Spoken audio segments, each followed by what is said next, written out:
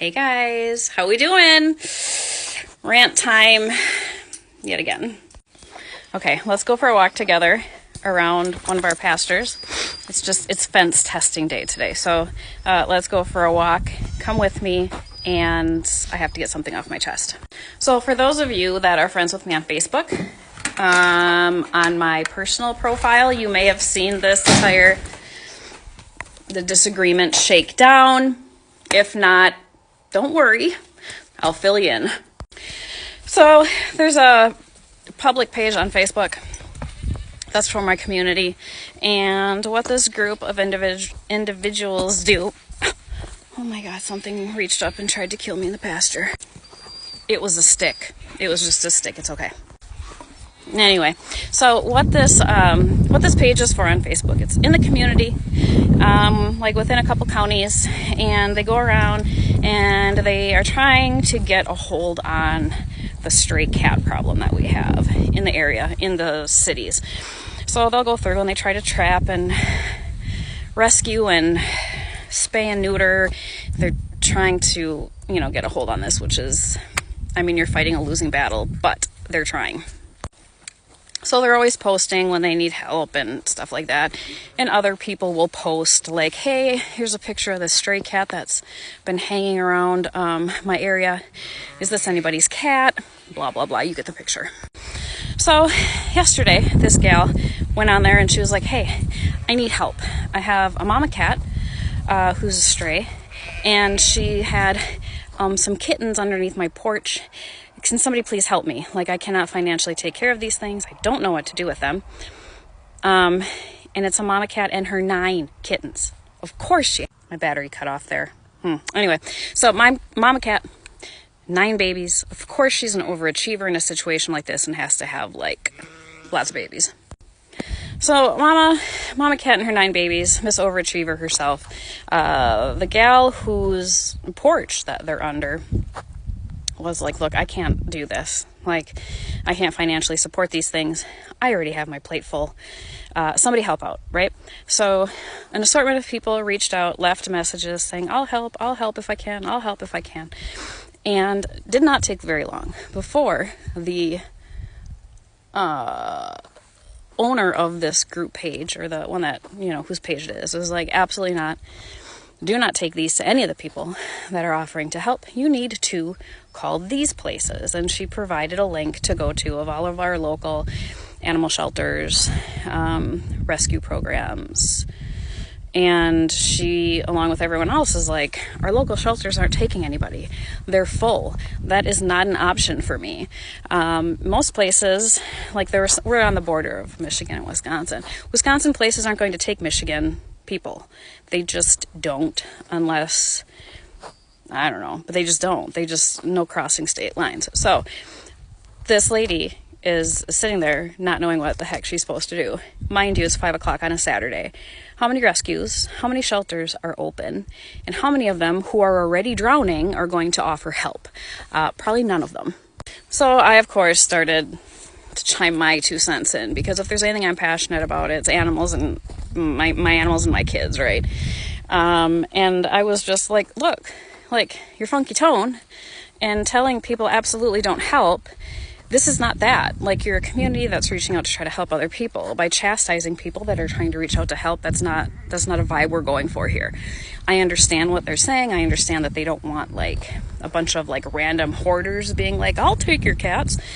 I get that. But at this point, if the mama kitten has all these babies under there, if the mama cat and all her babies are under this porch, and the poster said how the mom, she's trying to kill them, okay, at this point, if you do nothing but sit on your hands and wait for people to make phone calls, they'll be dead. If you do nothing.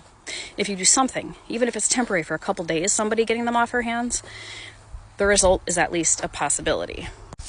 So anyway, we got in a little heated, debate back and forth, myself and a couple of the other gals. And eventually I was just like, dude, I can't anymore. Because as somebody myself who does rescues, does fosters, I've helped with our local animal shelter with fostering and rescuing things. I understand the need is great. I understand all of these things. You don't need to lecture me. You don't need to tell me. I understand this stuff. My point is, be gracious with the help when you receive it. Which brings me to my next point. We all have different gifts. We all have different places that we can lend assistance to others. Some of us are blessed financially, but don't want animals in our house. You know, maybe you love animals, but you just can't. Your house isn't set up right. Maybe you have allergies. I mean, there's an assortment of reasons. But let's say financially, you're doing all right. You can help out in these places. You can be a very helpful resource by donating money that is very much needed.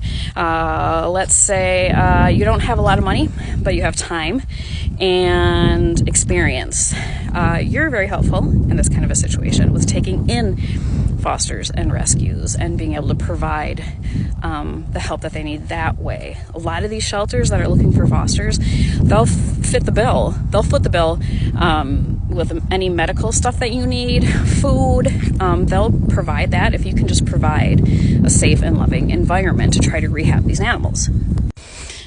Also, I mean, let's say you don't have a lot of money. Let's say you don't have a house or whatever that you can take these animals to, but let's say you have a driver's license and a vehicle. These places are always looking for help transporting animals to spay-neuter clinics, to vet appointments, to stuff like that. You can always volunteer your time and vehicle and drivability. So, at the end of the day, did I end up taking in this mom and 9 kittens? I did. Why? Because I'm kind of dumb, but I'm crazy in a loving way. So, how am I going to make this work? You know, I'm not really sure yet.